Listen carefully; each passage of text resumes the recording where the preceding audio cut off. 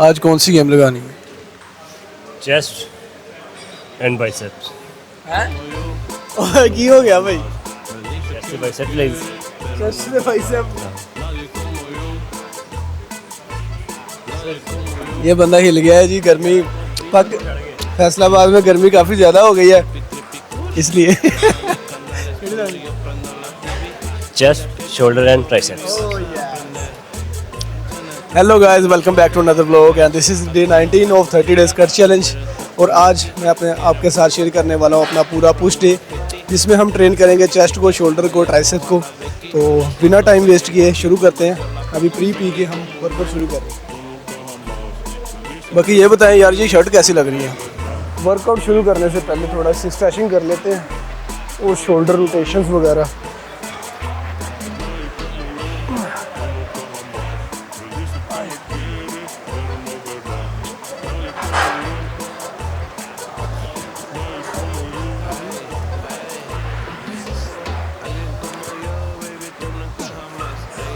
आज का हमारा पुश वर्कआउट थोड़ा सा डिफरेंट लाइन में होगा। We are starting from incline dumbbell press. One thing you need to keep in mind कि आप जितना अपने वर्कआउट को सिंपल रखेंगे उतने ही आपको अच्छे बेनिफिट और अच्छे रिजल्ट्स देखने को मिलेंगे, उतना ही आपको बेनिफिट होगा। मैं भी एक्चुअली इनफैक्ट मैं भी बहुत ज़्यादा को फैंसी एक्सरसाइजेस पे बिलीव नहीं करता, और आपने देखा होगा कि ना मैं बहुत ज़्यादा फैंसी एक्सरसाइजेस को परफॉर्म करता हूँ। यही बात है कि जो चीज़, जो मज़ा और जो परफॉर्मेंस या फिर जो रिज़ल्ट आपको सिंपलिसिटी में मिलता है ना, वो फैंसी चीज़ों में नहीं मिलता। तो बस आपने एक चीज़ शुरू करनी है और उस पर स्टक रहना है, आपको रिजल्ट मिलने शुरू हो जाएंगे। This is going to be warm up set. बिस्मिल्लाह।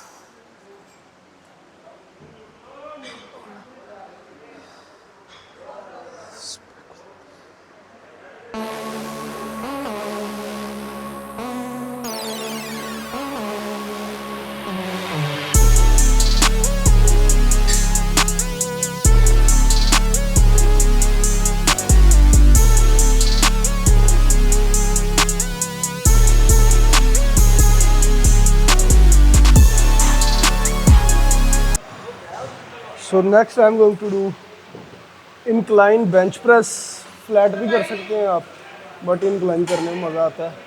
तो बट अभी आप सोचेंगे कि यार इसमें तो आपकी जो मिडिल चेस्ट है वो तो ट्रेन नहीं हो रही। तो कीप इन माइंड कि आप कोई भी एक्सरसाइज कर रहे हैं चेस्ट की, तो उसमें आपकी सारी चेस्ट ही ट्रेन होगी। ऐसा नहीं है कि अगर आप लोअर चेस्ट ट्रेन कर रहे हैं केबल क्रॉसओवर से तो उसके अंदर आपकी अपर चेस्ट नहीं इन्वॉल्व हो रही या मिडिल चेस्ट नहीं इन्वॉल्व हो रही। ऐसा नहीं है। कोई भी एक्सरसाइज कर रहे हैं आप चेस्ट की, उसमें आपकी पूरी चेस्ट ही ट्रेन हो रही है। बस ये है कि जो अगर आप इंक्लाइन पे लगा रहे हैं तो अपर चेस्ट जो है वो ज़्यादा ट्रेन हो रही है, लोअर जो है वो कम ट्रेन हो रही है। ये नहीं कि ट्रेन नहीं हो रही, ट्रेन हो रही है। This is why flat bench press इतना कोई इम्प्रेसिव नहीं होता, ना इफेक्टिव है। दैट इज़ वाई मैं इंक्लाइन को ज़्यादा प्रीफरेंस देता हूँ।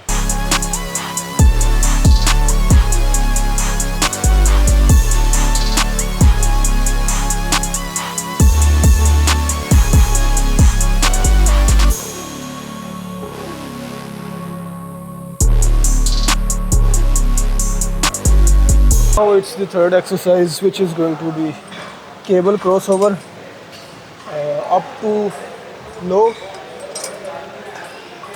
अगर आपने केबल क्रॉसओवर अपर चेस्ट के लगानी है तब आप इसको नीचे रखेंगे और उसको कहते हैं डाउन टू अप, और इसको कहते हैं अप टू डाउन। चेस्ट इसमें लाजमी आपकी अप होनी चाहिए, बाहर को होनी चाहिए। कुछ लोग क्या करते हैं, वो शोल्डर से ऐसे बाहर निकाल लेते हैं, चेस्ट अंदर होती है, तो चेस्ट बाहर होनी चाहिए। ऐसे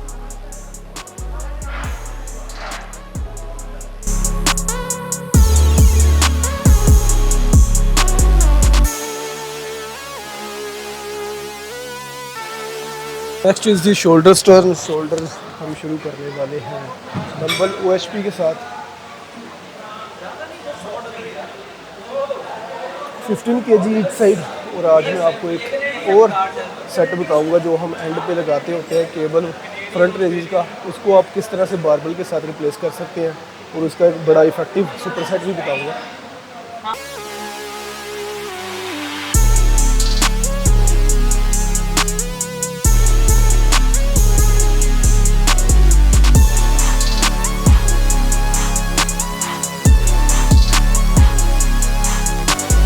बेसिकली कैलोरिक डेफिसिट ज़्यादा होने की वजह से इतनी कुछ स्ट्रेंथ नहीं होती बॉडी में, तो इस वजह से हमारे कोई पीआरस तो कायम होने नहीं वाले, वो तो इस 30 डेज़ चैलेंज के बाद देखेंगे।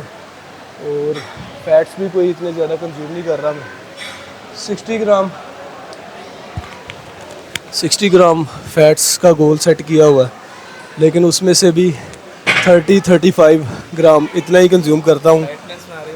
हाँ, हार्मोनल हेल्थ की लगी पड़ी है, कोई फिक्र नहीं है उसकी। अभी 30 डेज़ के बाद ही ज़रा सेटमेंट करेंगे, बिकॉज़ फैट्स का कोई सोर्स भी नहीं मैं यूज़ कर रहा, सिर्फ फ्राइड एग्स हैं, उनमें से जो भी फैट्स मिल जाते हैं। उसके अलावा कोई पीनट बटर या फिर कोई ऐसा कोई चीज़ नहीं यूज़ कर रहा, ड्राई फ्रूट्स वगैरह भी नहीं। फैट्स ज़ीरो है एक हिसाब से, बस फ्राइड एग्स भी ना यूज़ करूँ तो फैट्स नहीं मिलेंगे। सो नेक्स्ट, आपको पता ही है, अगर पिछला आपने पुस्टे देखा है तो साइड लैटरल रेजिस, इसकी टेक्निक बाय द वे मैंने बताई थी आपको कि क्या होनी चाहिए। अगर आपको नहीं पता then you can go and watch the previous post vlog.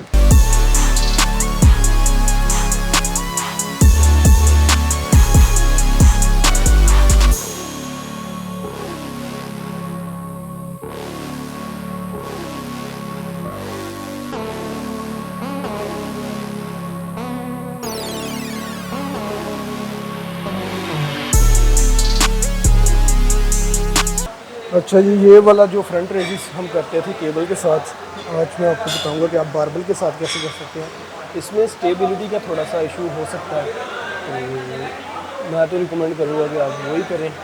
But आज दिल कर रहा है ये करने को, इसलिए मैंने को कर लेते हैं, साथ आपको भी दिखा देते हैं। तो आपने जितने आपके वाइड शोल्डर है उतना ही वाइड आपने बारबल को पकड़ना है, वेट अपना अकॉर्डिंगली डाल लेना, लो वेट रखें।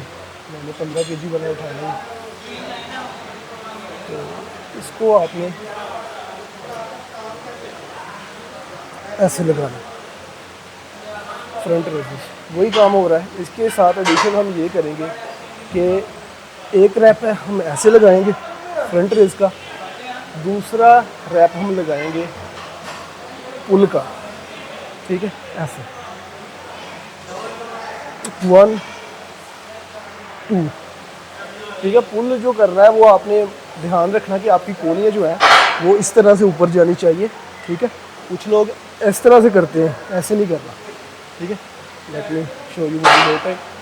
1 2,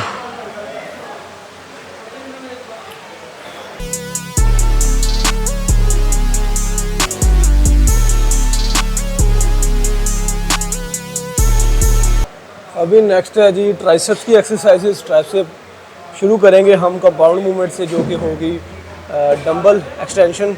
आप डंबल एक्सटेंशन कर सकते हैं या सिंगल हैंड डंबल एक्सटेंशन भी कर सकते हैं। मैं तो अभी पिछले पुश वर्कआउट से मैंने सिंगल हैंड शुरू की है। इसकी वजह ये है कि मुझे कंट्रैक्शन इक्वल फील नहीं होता था, आई डोंट नो व्हाई। तो इस तरह से, जिस तरह से मुझे अपनी एक एक्सरसाइज का पता चल गया कि यार ये मुझसे ठीक नहीं लग रही, या ये एक्सरसाइज में टेक्निक मेरी बेहतर नहीं हो रही, या मुझे टेक्निक बनानी नहीं आ रही, तो मैंने उसको रिप्लेस कर लिया। इसीलिए ज़्यादा एक्सरसाइजेस होती हैं कि आप जो एक्सरसाइज आपसे नहीं परफॉर्म हो रही, आपको समझ नहीं आ रही, टेक्निक आपसे नहीं हो रही, या आपके लिए बेनिफिशियल नहीं है, आप उसको रिप्लेस कर लें। ना कि इसलिए कि हर तरह की वेरिएशन आप लगा दें एक ही दिन में।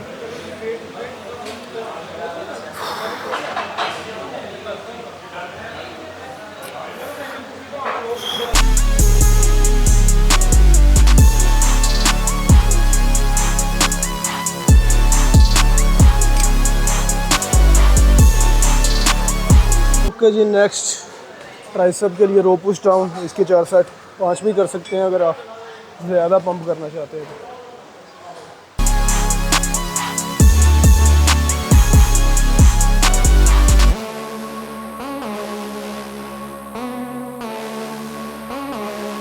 इसलिए हम करने वाले हैं जी वेटेड पैरेलल डिप्स। इसके 4 सेट होंगे। कोशिश करेंगे कि 6 से 8 रेप्स जो हैं वो लो रेंज ऑफ मोशन में रहें, ताकि हमारी जो चेस्ट है वो ज़्यादा कंट्रैक्ट हो, ट्राइसेप और शोल्डर्स ना कंट्रैक्ट हो। अगर आपको नहीं पता तो मैं बता दूं, अगर आप ज़्यादा नीचे जाएंगे तो आपके शोल्डर्स कंट्रैक्ट हो जाएंगे, अगर ऑल द वे ऊपर आएंगे तो आपकी ट्राइसेप कंट्रैक्शन में आ जाएगी। दैट इज़ वाई हम 6 से 8 rep half range of motion में करेंगे ताकि ज़्यादा टाइम हमारी चेस्ट कंट्रैक्शन में रहे। फिर उसके बाद 2 या 4 रैप जितने भी होंगे वो फुल रेंज ऑफ मोशन में करेंगे।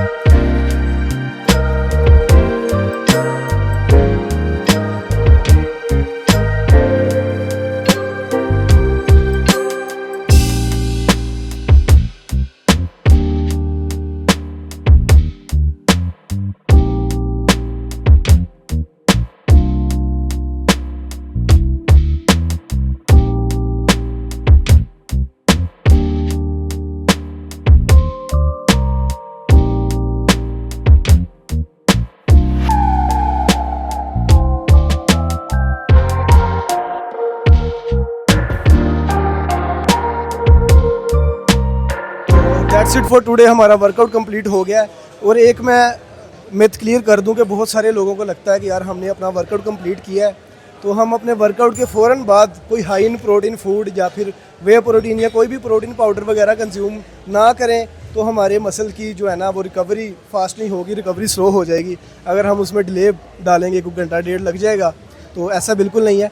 अगर आप वर्कआउट के 2 घंटे बाद भी प्रोटीन फूड लोगे ना, हाई इन प्रोटीन या प्रोटीन पाउडर, तब भी वो उतना ही असर करेगा, उतनी ही रिकवरी होगी आपके मसल की जितना आप वर्कआउट के बाद इंस्टेंटली इनटेक कर लेंगे। तो ये बेसिकली आपके पूरे दिन पे होता है कि आप पूरे दिन में कितनी प्रोटीन या कार्ब्स या जो भी आपके मैक्रोज हैं वो इनटेक कर रहे हैं। वर्कआउट के फ़ौरन बाद कुछ नहीं होता। बाकी आज मैं भी अपना प्रोटीन और क्रिएटिन साथ लेके आया हूँ। सत्तू पाउडर लग रहा है बट है नहीं, देख लें। That's it for today. See you in the next vlog. Peace.